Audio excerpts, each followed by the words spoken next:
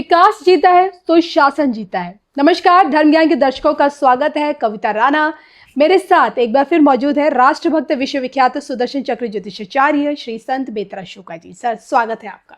नमस्कार। विकास जीता है सुशासन जीता है, ये बोल है देश के प्रधानमंत्री नरेंद्र मोदी जी के, और वो भी दिल्ली की विक्ट्री पर। जी हाँ, दिल्ली में 27 साल बाद जाकर कमल खिला है। पीएम मोदी जी के तीसरे टेन्योर में आखिरकार दिल्ली में भगवा का परचम लहरा रहा है। और ऐसे में आज सबसे बड़ा सवाल ये है कि पीएम मोदी के सुपर गोल्डन पीरियड में दिल्ली के बाद अब किसकी बारी? पंजाब की? इसी पर आज हम चर्चा करेंगे, हर पहलू पर बारीकी से बात करेंगे। लेकिन सबसे बड़ा सवाल आती है दिल्ली पे, क्योंकि जिस फ्री बी को लेकर अब की बार भाजपा सत्ता में आई है, जिसके खिलाफ उन्होंने चुनाव लड़ा, और केजरीवाल की जो फ्री रेबड़ियों के खिलाफ जो उन्होंने चुनाव लड़ा, हालांकि बोला कि भाई कोई भी योजना बंद नहीं होगी, लेकिन दिल्ली को कैसे संभालेगी मोदी जी की सेना? आइए इसी पर चर्चा करते हैं, और क्या सोचते हैं आप श्री संत बेतरा शुक्ला जी, इसी पर आइए जानते हैं। बताएं सर। नमस्कार। देखिए, जो फ्रीबी है वो नेशन के लिए कहीं से भी योग कारक नहीं है, कहीं से भी फायदा पहुंचाने वाला नहीं है। चाहे वो क्योंकि आप दे या भाजपा दे। हाँ, किसी भी देश ने अगर फ्री बांटकर, रेवड़ियां बांटकर अगर सत्ता हासिल किया तो उसका हश्र जो है आप देख लीजिएगा क्या हुआ है। तो ये फ्रीबी को तो प्रमोट नहीं करना चाहिए, लेकिन हाँ, क्योंकि इलेक्शन में फ्रीबी जो है वो एक बेंचमार्क बन गया था दिल्ली के इलेक्शन का, कि जीतने के लिए आपको फ्री में बांटना ही है। जो मुफ्त में देगा वही जीतेगा, वही जीतेगा। ये एक बेंचमार्क बना दिया, और ये भी देश के लिए बहुत घातक है। देखिए, नेता वो होता है जो देश का जो है अगला भविष्य 50 साल के लिए, 100 साल के लिए दिमाग में रख के किसी स्कीम को लॉन्च करता है, देश की उन्नति को दिमाग में रख के जो है कार्य करता है। उस नेता को कभी भी आप प्रमोट मत करिएगा जो अपनी सोच के कि मेरे को 5 साल कुर्सी पे कैसे टिके रहना है, ये सोच के जो है आवाम के बीच में जाके फ्री में रेवड़ियां बांटते हैं। अब आगे बात आपने जो पूछा फ्री बी की, देखिए फ्री बी में केजरीवाल जी का ये था कि भैया मेरे को एलजी ने काम नहीं करने दिया, बीजेपी ने काम नहीं करने दिया, तो कई जगह पे मैं काम नहीं कर पाया, लेकिन अगले उसमें मैं करके दिखाऊंगा, जिसका उनको मौका नहीं मिला। लेकिन अब भारतीय जनता पार्टी के लिए बहुत बड़ा चैलेंज है। डबल इंजन की सरकार है, डबल इंजन की सरकार है, और उनको जो है अपने कमिटमेंट पूरे करने पड़ेंगे। इसमें जरूरतमंद वर्ड बहुत जरूरी है। जिन लोगों की जरूरत है मुफ्त, उनको दिया जाए। जो लोग पॉवर्टी रेखा, गरीबी रेखा से नीचे हैं, या जो लोग लोअर मिडिल क्लास है, उसके लिए अगर आप कुछ करते हैं ऐसा, गृहिणियों को 2500 रुपया पर मंथ का देते हैं, या आप उनको इलेक्ट्रिसिटी, पानी, स्वच्छ पानी, आप यमुना जी को साफ करते हैं, ये जो बहुत बड़े चैलेंज हैं, जो इनको जो है 1 साल के अंदर अंदर जो है पटल पे नजर आने चाहिए कि बीजेपी जो है कुछ कर रही है जी। तो फ्रीबीज को ये इनका ऑब्जेक्टिव था, लेकिन आपके मुद्दे को छीन लिया गया, उसमें कुछ ऐड करके जो है ये इलेक्शन बीजेपी ने जीता। तो बीजेपी को जो कमिटमेंट्स हैं उनको पूरा करना पड़ेगा। यहाँ मैं एक चीज़ और ऐड करना चाहता हूँ, ये दिल्ली का जो इलेक्शन है, ये बहुत ही जो है देश के लिए और रूलिंग पार्टी के लिए बहुत बड़ा बेंचमार्क बन सकता है, क्योंकि दिल्ली को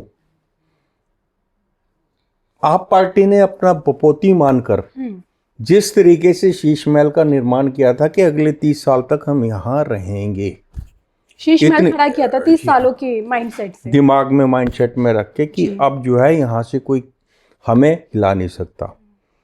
लेकिन उन्होंने ये स्टेप थोड़ा सा जल्दी ले लिया। बजाय पिछले कार्यकाल में शीश महल बनाने की, अगर इस कार्यकाल में अगर जीत कर आते फिर बनाते तो शायद। देखिए, दिल्ली पूरे भारत के लिए एक बेंचमार्क बन सकता है। वेस्ट बंगाल में जो ममता बनर्जी हैं, उन्हीं की तर्ज पे ये काम कर रहे थे।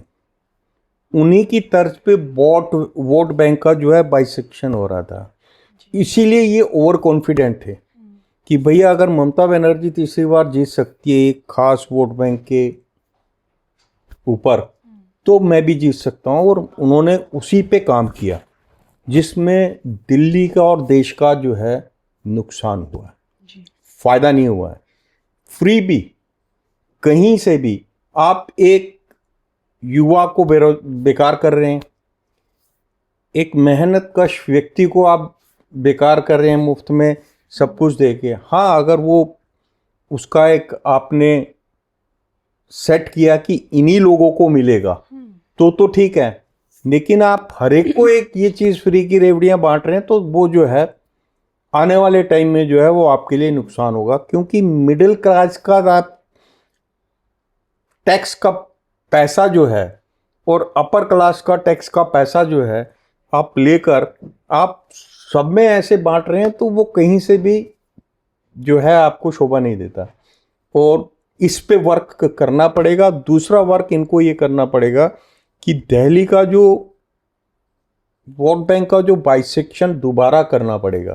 कंस्टिट्यूएंसीज जो हैं जिसको ये लोग अपने हिसाब से जो हैं, ये तो अब बीजेपी ने क्या स्ट्रेटेजी लगाई है, and that strategy must be use in West Bengal also. क्योंकि जिस तरीके से अरविंद केजरीवाल ओवर कॉन्फिडेंट थे, वो एक पर्टिकुलर वोट बैंक के ऊपर टिके हुए थे कि ये जो है मेरे को कहीं से भी आपको जो है हारने नहीं देगा, लेकिन उनको हार का सामना करना पड़ा। तो नेक्स्ट जो है उस माइंडसेट को कोई और यूज ना करे, उसको तोड़ने के लिए सबसे पहले मोदी जी को दिल्ली में जो है एनआरसी और आपका जो है यूसीसी, ये दोनों का इम्प्लीमेंटेशन, क्योंकि सेंटर में भी गवर्नमेंट उनकी है और आपका जो है दिल्ली में भी उनकी गवर्नमेंट हो जाती है। तो फर्स्ट स्टेप जो है ये इम्प्लीमेंट करने के बाद आपने जो स्कीम्स डिक्लेयर की हैं उनको आप दीजिएगा। तो ये आपके लिए जो है बहुत लाभदायक सिद्ध होगा। क्योंकि जब तक आप पॉपुलेशन कंट्रोल नहीं करते, नंबर वन, दूसरा एनआरसी नहीं लगती, जो घुसपैठिए घुसे हुए हैं और वो वोट बैंक बन गया है, उनको आप आइडेंटिफाई करके बाहर नहीं करते। देखिए, ट्रंप ने आते ही अपना काम शुरू कर दिया जी। तो मोदी जी कब करेंगे? केंद्र में उनकी सरकार है और दिल्ली का जो डेमोग्राफी जो चेंज हो गई थी उसको ठीक करना बहुत ज़रूरी है। उसी तर्ज पे आगे जो है आप अपना बेंचमार्क सेट करके कर सकते हैं। आपने बोला मोदी जी का सुपर गोल्डन पीरियड, बिल्कुल 2030 तक जो है मोदी जी का सुपर गोल्डन पीरियड। इसी को लेकर जानना चाहती हूँ क्योंकि मुझे याद है पीएम मोदी जी के जन्मोत्सव पर जब मैंने आपके साथ बाकायदा एक पॉडकास्ट किया था और इस पॉडकास्ट में आपने पीएम मोदी के लिए गोल्डन पीरियड नहीं सुपर गोल्डन पीरियड बताया। बिल्कुल, दिल्ली में वो दिख गया है उनके सुपर गोल्डन पीरियड का इम्पैक्ट। क्या मैं समझूं कि दिल्ली के बाद अब पंजाब की बारी है? बिल्कुल, पंजाब की चूल्हें भी हिलने वाली हैं। पंजाब की चूल्हें जो हैं वो भी हिलने वाली हैं। चूल समझते हैं क्या?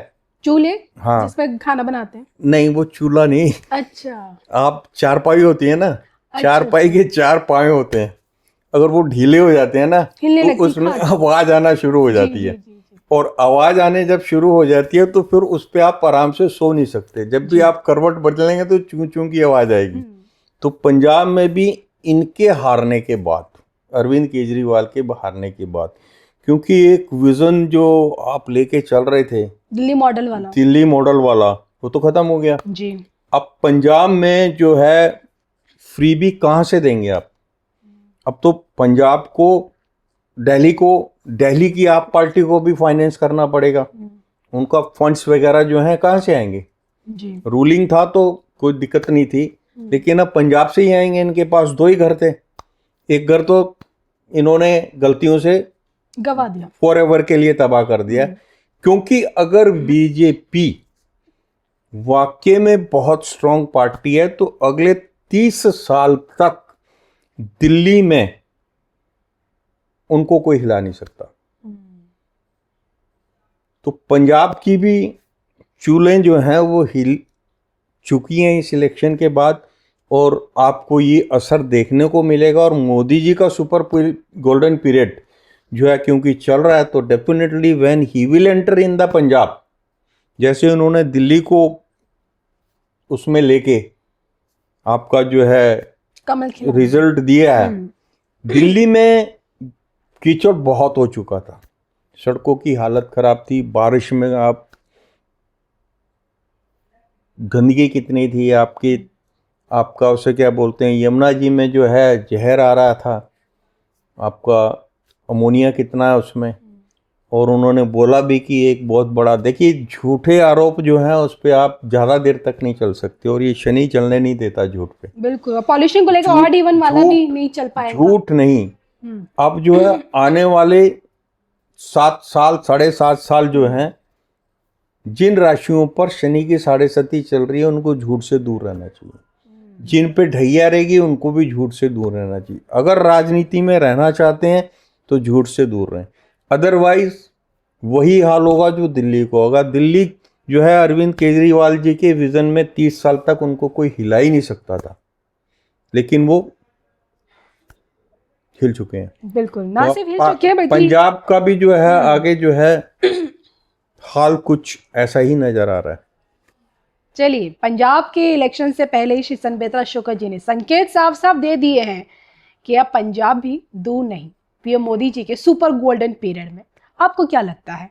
कमेंट करके बताएगा जरूर। मुझे और श्री संबित्रा शुक्ल जी को इजाजत भी दीजिए। नमस्कार।